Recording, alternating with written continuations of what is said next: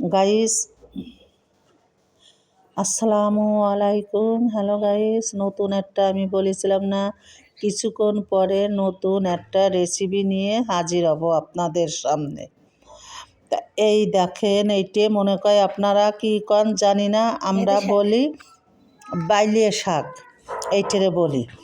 তা আমার আম্মু যশোরের থেকেই বাইলে শাকটা নিয়ে আসছে, খুবই সুন্দর ভাজি করে খালি। আপনারা ভাজি করে বাসায় খাবেন। আর এই আপাটাকে বেশি বেশি করে ফলো, শেয়ার, কপিলিং করবেন। বাসায় খাবেন আর আপার জন্য শেয়ার ফলো দেবেন, বেশি বেশি করে কমেন্ট করবেন।